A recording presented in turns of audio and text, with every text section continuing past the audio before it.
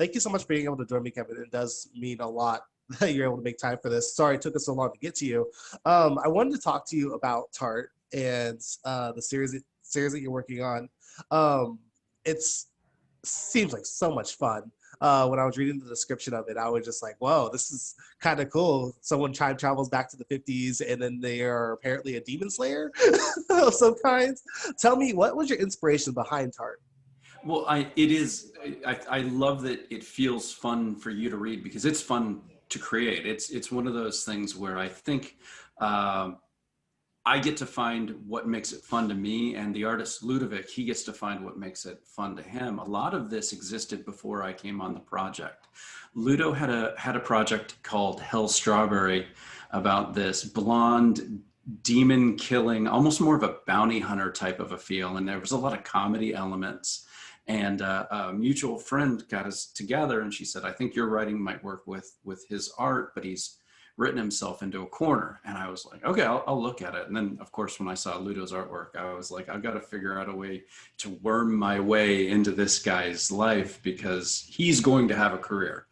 And if he's going to have a career, maybe I will. So I was like, I gotta figure out how to work with him and kind of find the linear line of what all these crazy, wonderful, disparate notions he's got: the time travel, the demons, the sweet and sour of these really cute and poppy and sexy girls going out and doing this dirty job against these evil aliens, not aliens, evil demons. And I was like, yeah, let's get in. So we worked on it, and we just basically, if we think it's going to be fun to make, we feel like the book is going to be fun to read.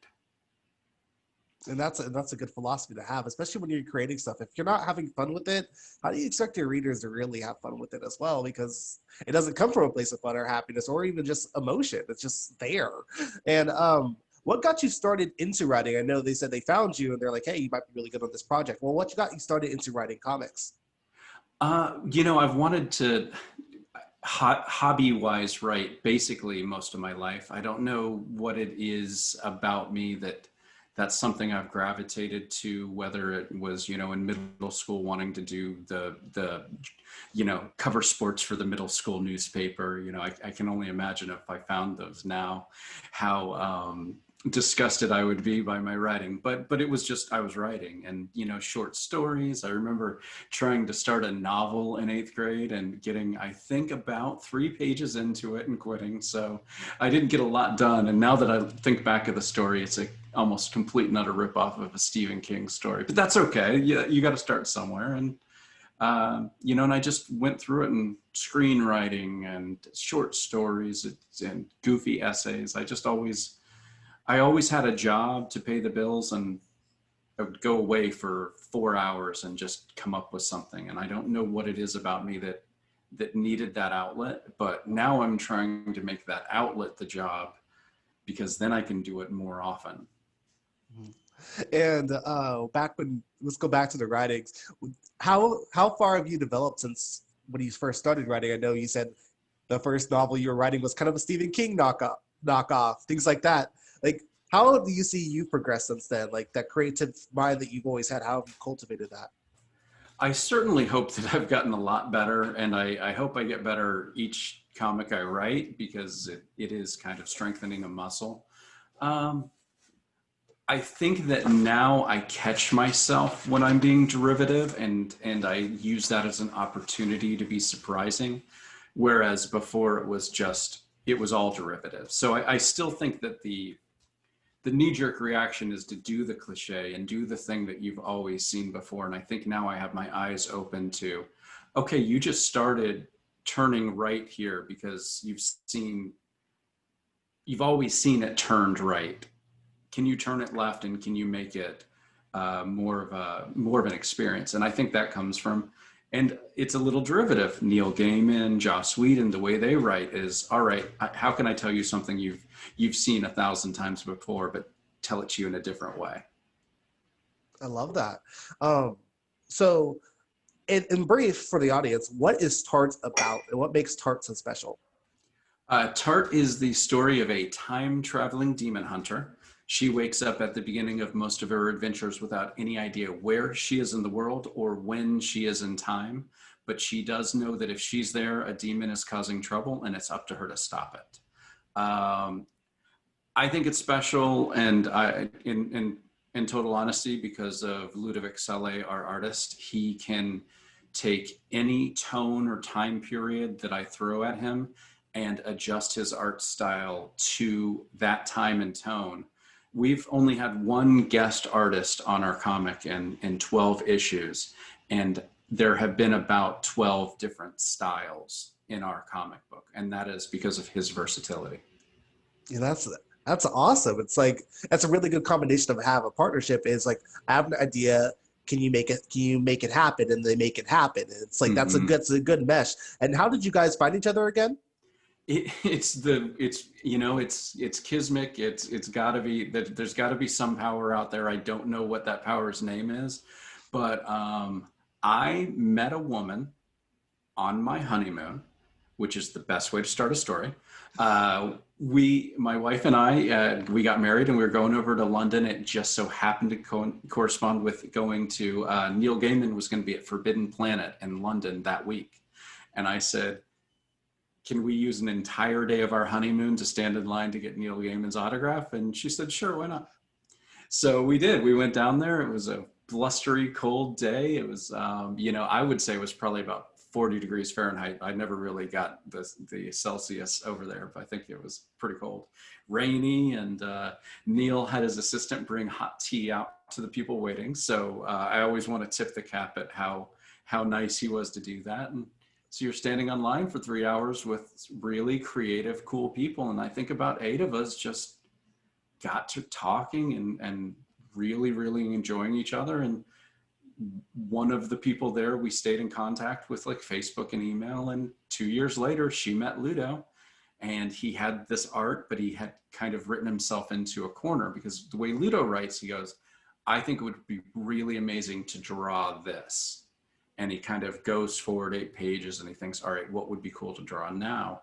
And that is really wonderful and inventive, but you can leave yourself off at a spot where you don't have a good place to pick up. And so I came in and I looked at everything he did, and I knew how to use some of it, and I still don't know how to use other parts of it. So I said, I can kind of work over here. Is that cool? And he kind of said, yeah, let's create a new character for this, because what you're giving me isn't Hell Strawberry, but it's close enough. Let's start this new character. And we kind of then work together to create the entire, what the Tart big storyline is. We worked together for about 3 months with the woman who introduced us there, helping us kind of, guide it. Yeah. And when it comes to the concept of time travel, demons, and in that realm, how much research do you have to do before you start writing about some of it? I want to do enough research so that the time period feels at least right enough. I have built in the fact that in our world, we are a back to the future time travel story, meaning if you change something, the future can be changed. Mm-hmm. So if you read something and I messed anything up historically, no, it was right when I wrote it, but time travel happened again and changed that. So I've idiot proofed my scripts in that way. You thought ahead. But I do want to, if like in the first issue, I really wanted something to happen in Central Park, New York.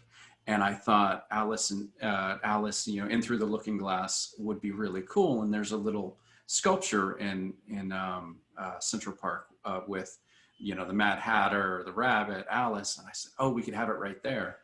Well, I did enough research to find out that was built in the 60s instead of the 50s. So we had to change that because it wasn't right. But I wouldn't say that I'm the world's greatest researcher. I kind of read about some things and try to get it right. And the demon stuff is, we are not a Christian allegory of heaven and hell. We are our own thing. So that's all crazy make 'em ups on the demon side. We just try to follow our own rules. And when it comes to making those rules, what have you had to go back on? Like, okay, besides the time travel of like, oh, wrong year, is there like something you wrote? You're like, I don't know if that would really work in this after a long period of time. You know, there are certain things that I'll send a script to Ludo and he'll say, would this really happen? Would that really happen? Um, I definitely, I came up with a first big story for Tart that Ludo said, I don't want to do that. And it was much closer to the Christian religion of Lucifer. And I thought maybe this could all be Lucifer trying to make up for his mistake.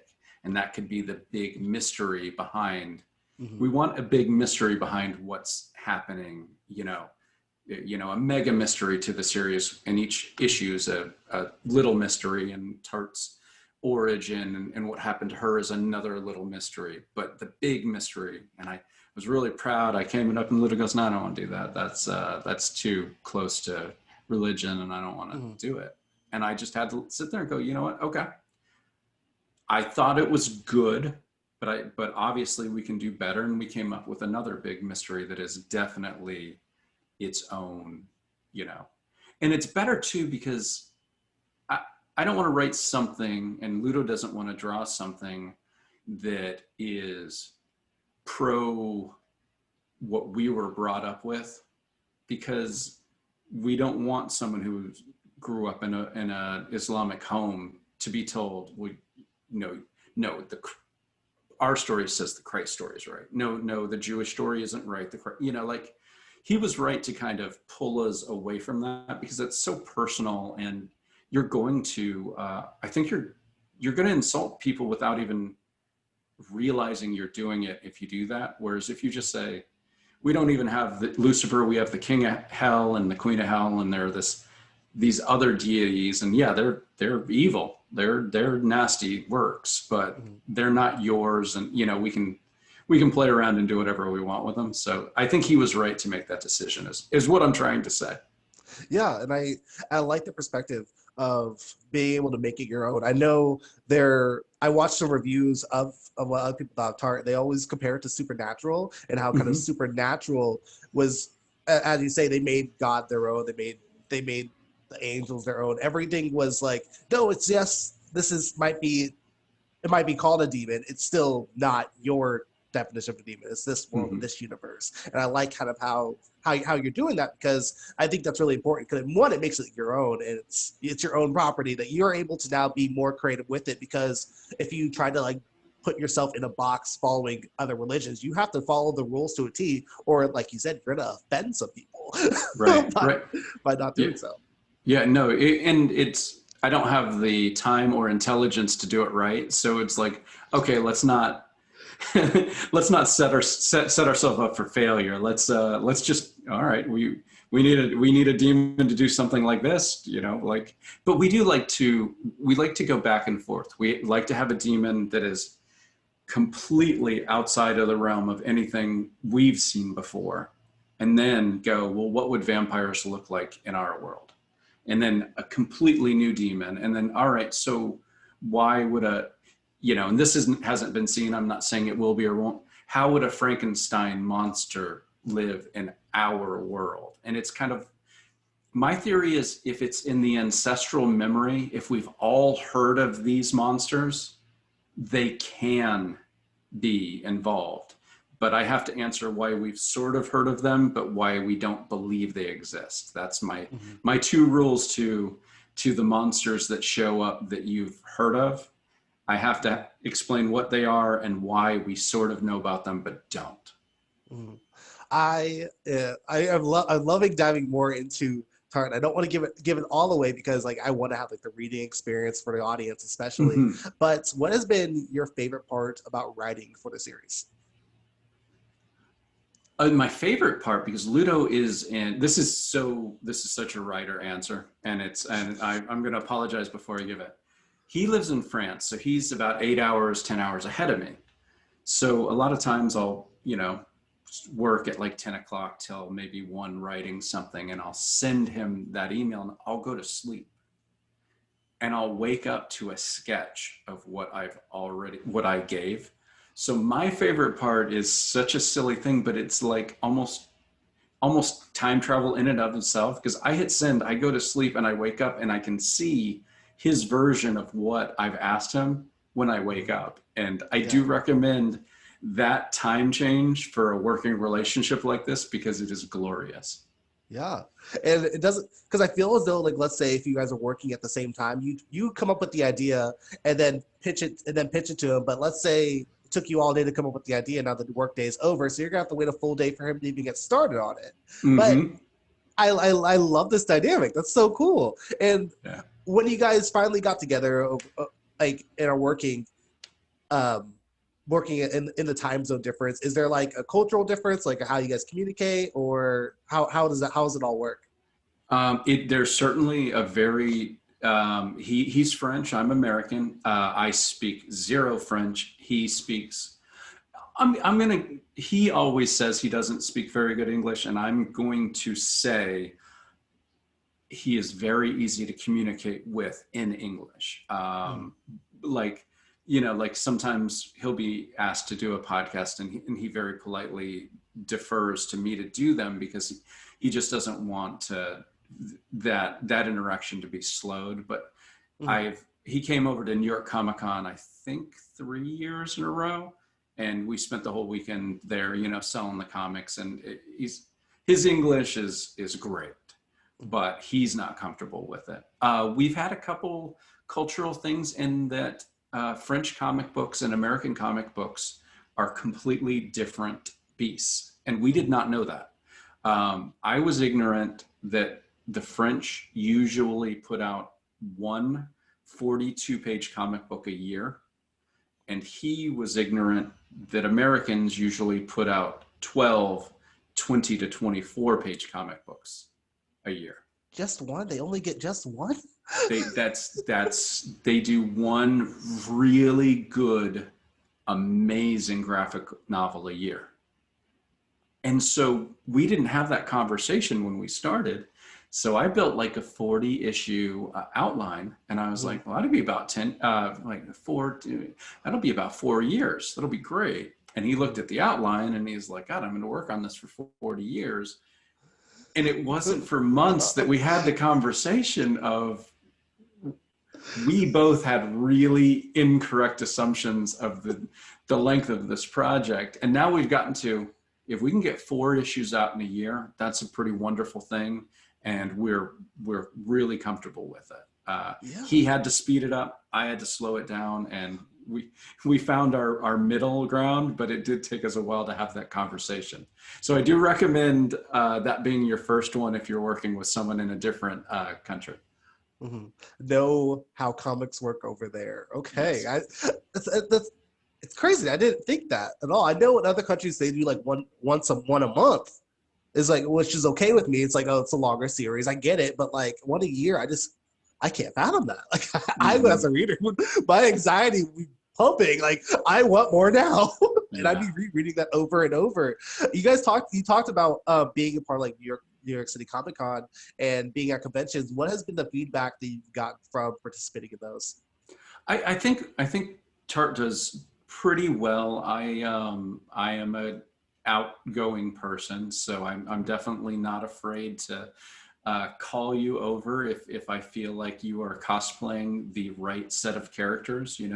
If you walk by my table and you're wearing something Doctor Who, something Buffy, something Supernatural, Hellboy, Saga, I'm going to try to get your attention and bring you over. I'm not saying you're going to buy the book, but I'm going to let you know it exists. And usually, a lot of people say, thank you, that's great, keep going. A lot of people go, let me look at it. We have a lot of people come back the next day. They bought the trade paperback with issues 1, 2, and 3, and they come back and get the other issues. So I always do try to say, hey, just read this tonight. If you love it, you're going to want to get these. You don't have to get them all. I'm happy to have you test it out. I love that, and the experience of just conventions in general. Like I miss that right now because of COVID and everything. And so what have you been doing right now since COVID to like really promote the comic? It's, it's all, of course, online. Scout Comics publishes Tart in the comic shop. So what I did one time is I was driving over to Fort Myers, which to me is about an hour and a half to 2 hour drive. So I set it up to where anybody who ordered that week, I would go sign their books and then they would ship them out. So I did sort of a virtual signing for people, and that was fun. And I got to see James Hick, the president of the company, and kind of talk and make plans about things. So that was something that I tried to think outside of the box. How can I give a slightly con-like experience? Now, we didn't do a Zoom call where the people were on it, but that might be something to do at another time. But Yeah. a lot of online stuff. I'm active on Twitter, and I just try to stay. If anybody wants to talk about Tart, I try to be there and available. Mm-hmm. And so now, with where where Tart is at right now, what is next for the franchise, as well as next for you? The issues 11 and 12 we are kickstarting November 5th through the 21st. Okay. And in that Kickstarter, you can actually buy all 12 issues at once and catch up and get all first editions. We just looking like we will be the next season of Tart with Scout Comics will start coming out in March of 2021. So that'll be a combination, we think, of issues 8 and 9 will come out as a graphic novel, because those 4 stories in those 2 issues really work together well as one issue.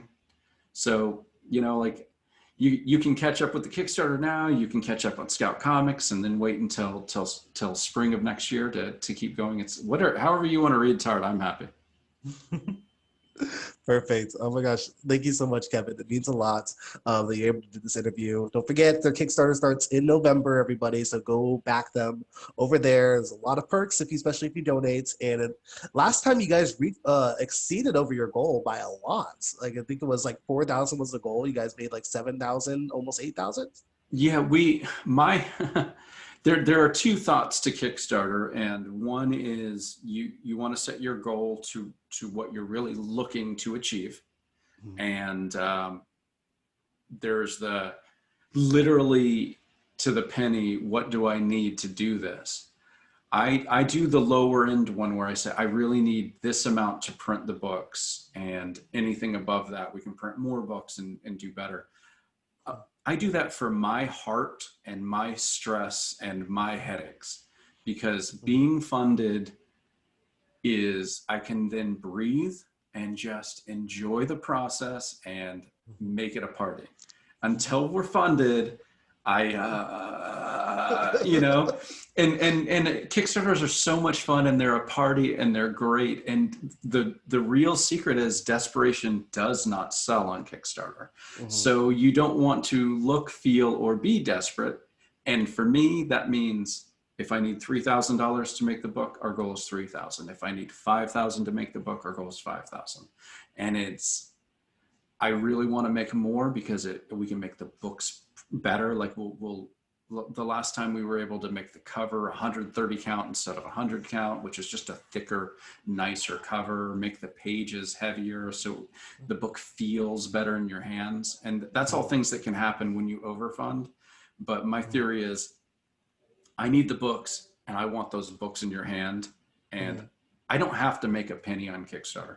And usually with different things, any extra profits going into the art for the next book anyway. So yeah, we want to overfund. We totally want to overfund. We'll never, ever turn away another backer, but no, I have no problem setting a low goal and going above it, as opposed to a huge goal. And on the last day being like, I really need to find $1,800 somewhere, Yeah.